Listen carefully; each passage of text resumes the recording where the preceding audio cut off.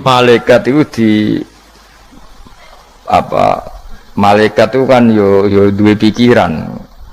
Terus iblis yo di pikiran. Sing podo-podo pikiran itu ya rontok bener iblis. Pikirane lho ya. Tapi nurute bener malaikat. Jadi umpama agama kanut pikiran ya bener iblis. Mergo cara berpikir iblis itu Adam itu sangka lemah, aku sangka api, berarti keren aku. Nah cara pikirannya malaikat itu serah mikir bombolyo ndi dikongkon yo manut. Jadi agama ini sanat, agama ini seorang lagi napa sanat. Sakjane cara tauhid ya keberatan, aku ana istilah Baitullah ya keberatan. Wong Baitullah maknane omahe Allah sing takok. Allah manggon wirdi ning Ka'bah. Jadi kita harus ngikuti ulama, dikatakan Baitullah itu nama penghormatan. Sesuatu itu mulia, maka disebut Baitullah. Bukan berarti Allah nempat di situ. Mergo Allah tidak butuh napa tempat. Jadi itu kan jelimet, Mang. Lagi-lagi yang tahu itu ulama. Masjid ya dikatakan Baitullah. Nah, misalnya iki masjidnya pangeran, malah nambah mana nih lucu. Masjidnya pangeran, jadi iki tempat sujudnya pangeran. Nah, kacau kan? Tapi berhubung wong ra paham alhamdulillah demun iki masjidnya pangeran. Jajal mana nih bahasa Arab? Iki masjidnya pangeran, maknane terjemah. Iki tempat kacau. Ibarat kayak bodoh ora roh nek iku kacau. Jadi kacau. Ya mulane anut ulama. Jadi darani Baitullah apa dikatakan daleme Allah maknane apa idhofatut tasyrif. Napa idhofatut tasyrif maknane omah sing mulia sampai diistilahno daleme Allah. Kalau dalam ngaji-ngaji ulama itu agama ini dari awal unik. Allah melarang sujud kepada batu. Tapi kita sholat itu madhep Ka'bah. Kemudian juga ada batu. Makanya kita harus menanamkan bahwa semua sujud itu lillahi ta'ala. Dan soal ada arah, ya penting arah. Nggak mau arah madhep segoro kidul, repot. Jadi arah itu mau dipakai kesepakatan untuk menunjukkan kalau kita muslim, arahnya sujud itu ke Ka'bah. Tapi tetap sujud kita hanya lillahi ta'alanya karena Allah. Kanjeng Nabi nanti takut wong Yahudi, Muhammad nak langit bumi ku sok ben hancur pas kiamat. Terus manusa sing mati mulai Adam sementara ditakok endi. Jadi nak takok ngono mirip so. Mirip Yahudi. Nak mirip Sugair apa? Nak mirip ngamure. Jadi agama ini selalu disoal pakai akal. Jadi agama tanpa akal ora iso berdiri, tapi kalau terlalu bawa akal itu ya repot. Ya makanya tadi itu pentingnya riwayat. Seorang lagi pentingnya apa? Riwayat. Makanya coro Imam Malik itu gak suka sama agama di logika itu gak suka. Karena nanti orang yang punya logika terus merasa lebih punya otoritas terhadap apa? Agama. Yo wis sesuai ngono agama iku angel oleh nerangno sampean agama iku. Sampai saya kita bedheki, Nabi Adam diusir kondi. Swarga. Terus swargane Nabi Adam saiki didakoni. Mergo swarga iku luase sak langit bumi. Lah nek iku saiki didakoni ndi wong. Swarga lebih luas ketimbang langit. Kan enggak mungkin sesuatu yang luas diletakkan di yang sempit. So, akhirnya Mu'tazilah gak percaya anane swarga zaman Nabi Adam. Jadi swarga sing cerita Adam itu tidak sama dengan surga yang nanti arduhas samawati wal ard. Jari ahli sunnah yo sono, lan ning di Isra roh pokoke ono. Ya itu kan sama-sama terus diterusno wong debat. Ya sudah guys. Nah cara aku wis mlebu sik kok gampang nerangno nek wis bar roh. Secara teori kan gitu, ora roh kok nerangno ya sakwise roh. Ya sudah sampeyan bu swarga wae lagi apa? Lagi nerangno. Pas aku nerangno kowe ra ning swarga ya ora ketemu. Wis kono anak nang cangkem elek ngono wis aku ben nerangno kowe ra ning kono ya wis akhire gak. Apa cocokan sampean aku tak nerangno swarga lah Sing kono ben nerangno neraka. Koroe neraka. Agama itu unik. Ya karena tadi apa ya? Dari awal agama ini di kaum yakilun, tapi akal yang berlebihan itu ya mengganggu agama. Ya sudah, makanya saya ulang lagi itu riwayat ya. Sebagian ini apa? Riwayat. Inna hadzal ilma dinun fangzuru amman ta'khuduna dinakum. Agama ini ilmu. Kemudian kamu harus dari sanad yang benar, ya. Dari sanad yang apa? Dari sanad yang benar. Ya sudah seperti itu. Mana itu kalau setuju model kayak sholat sunat safar tidak harus madhep kiblat terus. Jadi agama ini sudah unik. Misalnya gini ya, sholat fardu kan wajib kiblat, tapi ada sholat yang nggak usah madhep kiblat, yaitu sunat safar. Misalnya orang di pesawat gini-gini. Karena guling-gilingan, hakikatnya kiblat itu tidak fokus kita namun Allah Subhanahu wa Ta'ala. Jadi memang agama, tapi lagi-lagi itu butuh riwayat. Seorang lagi butuh riwayat. Kalau nggak pakai riwayat terus kayak Abu Nawas kabeh. Karena tadi Amerika, seorang lagi Amerika, itu kalau dibor pas New York itu kena Ka'bah. Lah logikanya kalau arahnya pas itu kan bebas arah. Berarti orang Amerika oleh sholat bebas. Tidak bisa seperti itu, ya tetap anut konsensus ulama sana atau tradisi sana, kiblat itu ngambil arah mana, karena dia pas. Ya bumi yang ada arah itu secara akal kan hanya rubuk 1/4. Makanya kalau kamu belajar falak itu ada rubuk, lainnya itu sudah ada arah. Misalnya bumi bulat bola, yang sama atas dikatakan sama-sama di atas, ya kadarnya hanya 1/4, lainnya itu sudah dikatakan samping. Makanya seperti Denmark itu ada daerah yang siang itu sampai 3 bulan, entah berapa siklus sekian puluh tahun. Ada yang lebih lama siangnya sampai 18 jam. Kalau di Eropa kadang puasa itu sampai 18 jam. Ada yang selalu nggak kena matahari kayak kutub utara, kutub selatan.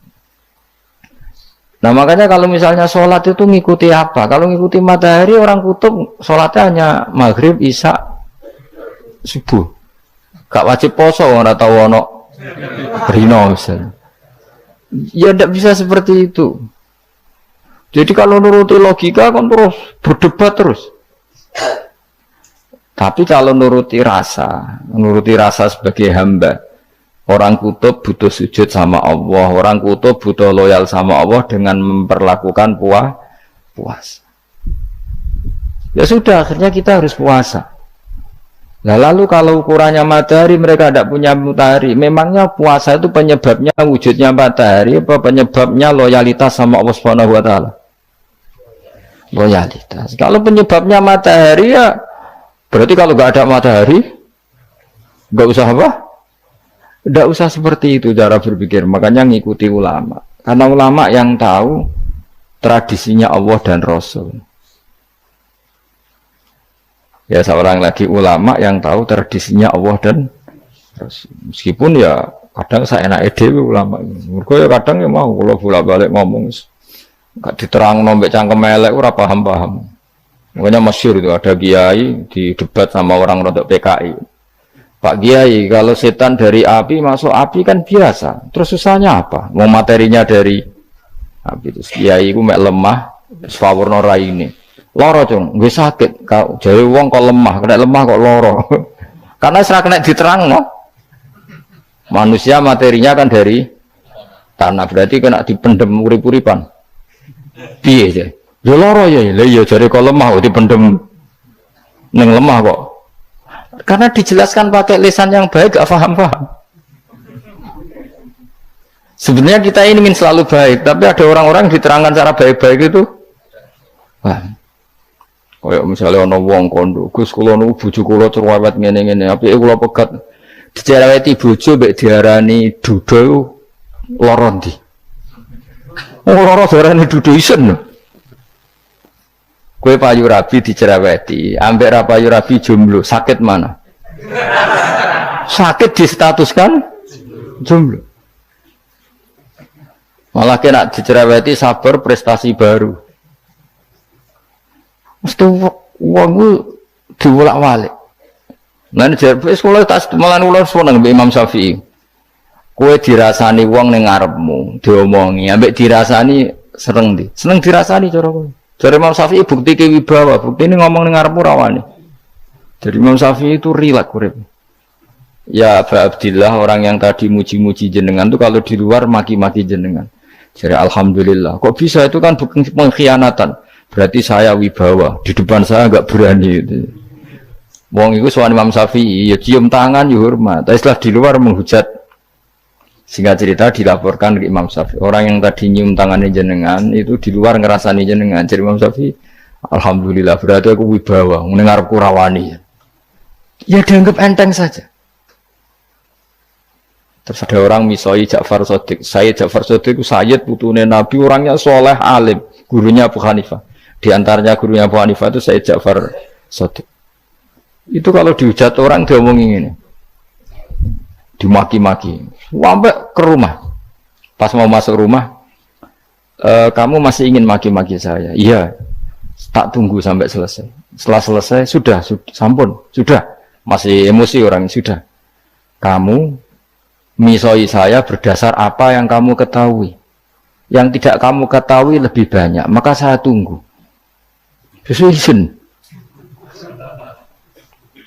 Izin sampai terus ketika ditanya, kenapa engkau sabar ketika jenengan saya pisui? Orang ini akhirnya tobat, mencium tangannya, mencium lututnya. Jawab saya Ja'far Shadiq ini. Aturahu tu'sokurhan, aturahu yu'sokurhan. Kowe ora ngrafaham kalimat itu, tapi tak terangkan ben dadi wali. Kowe roh pangeran. Ya tahu. Sing durakani pangeran tuh banyak enggak? Yang maksiati pangeran tuh banyak enggak? Banyak. Lah yung pangeran sing di langit bumi wae dimaksiati, apa meneh terima aku. Akhirnya terus jadi orang-orang soleh itu cara berpikir itu di luar kapasitas kamu. Apa ya? Mereka itu hanya Allah, taunya itu hanya Allah. Aku kan enggak egois, harga diri. Mana ada agama berdasar harga diri itu kalau dalam bahasa Arab disebut hamiyat al-jahiliyah itu gengsi nopo? Jahili. Makanya ketika saya berkali-kali cerita itu, ada seorang ulama dipanggil tetangganya, nom. Setelah sampai situ, sudah kembali, saya tidak butuh kamu. Setelah sampai rumah dipanggil lagi, sudah kembali lagi sampai 3 kali. Ulamanya tetap ceria, tetap nyaman. Ketika ditanya, kenapa engkau tetap nyaman? Wahai pemuda, kamu itu tetangga saya. Kata Allah dan Rasul, nak ku iman be Allah Rasul, kon ngapiki tangga, kon ngundang aku teko. Ya seneng nuruti perintahnya. Ketika kamu nyuruh saya kembali, ya saya kembali. Memang itu keinginan kamu. Kue tanggaku, aku kon nurut bek tonggo. Aku ora urusane bek kue. Aku mau nyaman bek perintahnya. Oh, nangis pemuda tadi itu tobat. Kalau kamu kan warga diri, orang kok dipimpong. Gak bakat wali blas. Ya. Jadi orang dulu itu nyaman. Karena yes pikirannya namun Allah Subhanahu wa ta'ala.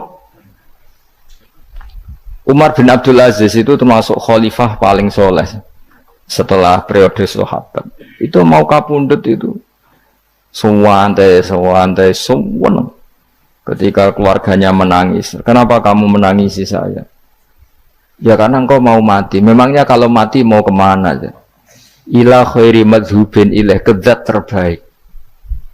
Terus aku mbok kon urip awar kowe gak jelas iso ngrumat aku ta ora. Anak Allah malah jelas. Saiki apik ndi urip mbek wong ora jelas sampai sing jelas. Ya wis kapundhut. Kowe kan gak mati ku wedi.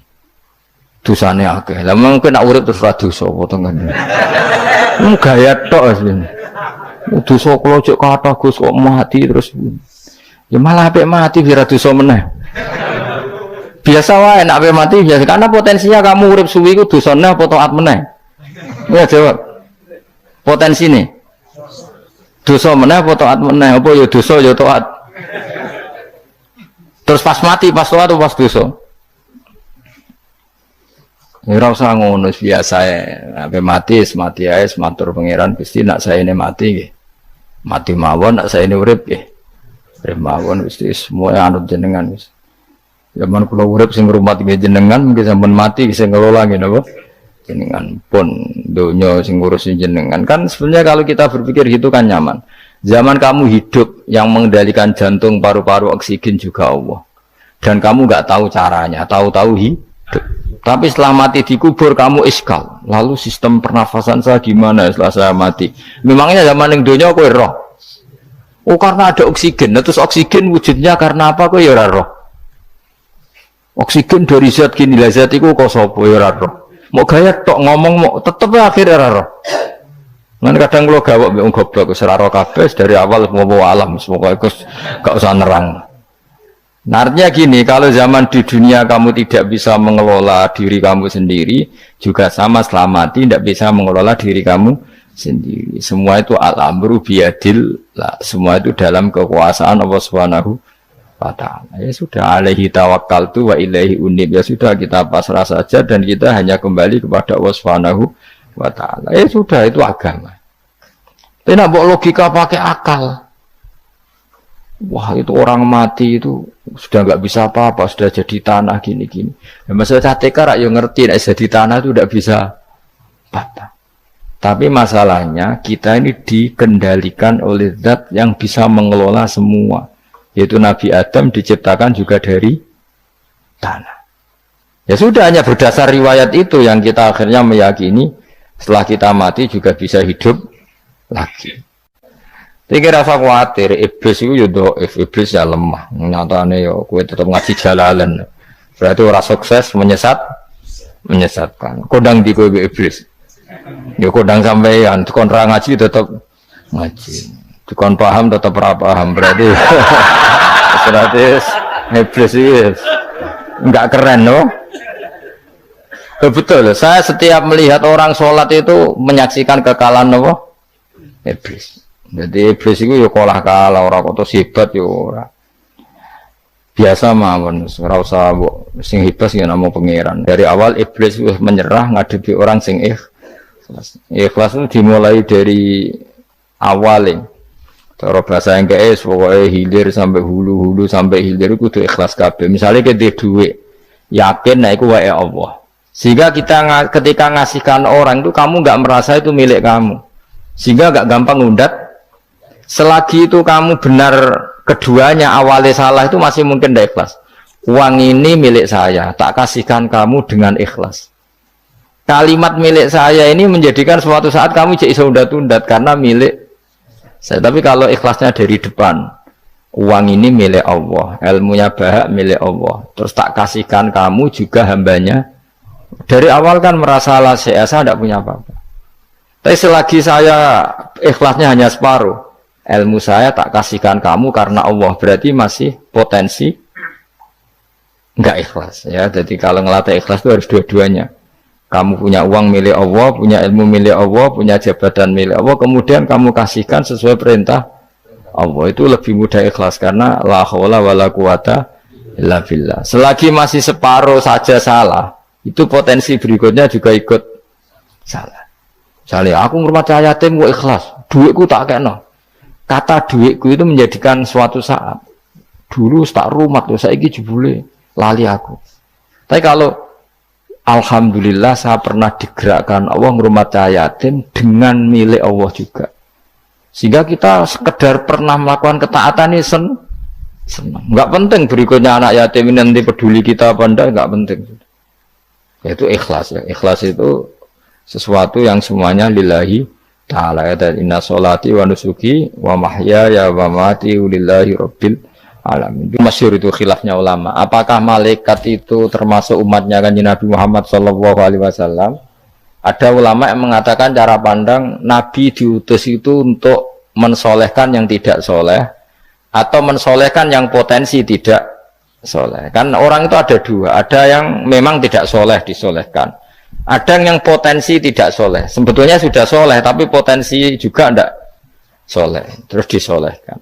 Nah malaikat ini kan tidak berpotensi maksiat sehingga nggak butuh nabi. Seorang lagi, malaikat itu kan nggak mungkin nggak soleh, selalu soleh, berarti nggak butuh nabi. Itu cara pikiran Imam Suyuti, sehingga dia mengatakan Quran itu memperingatkan semuanya kecuali malaikat, karena malaikat tanpa diperingatkan sudah soleh. Tapi kata ulama yang lain tidak seperti itu. Malaikat tetap senang sebagai umatnya Rasulullah Shallallahu Alaihi Wasallam karena butuh status tasyrif. Tasyrif itu keren. Nanti ditakoki kowe melok kelompok sopo, melok kelompok Kanjeng Nabi Muhammad Shallallahu Alaihi Wasallam. Sehingga kalau nanti ditanya Allah, mimman anta misalnya, min ummati habibika Muhammad, itu keren. Kayak termasuk umatnya kekasihmu Nabi Muhammad Shallallahu Alaihi Wasallam. Lalu kamu ngikuti apa? Yo min ahsani kitabik, macam ngikuti kitab terbaikmu ya Allah.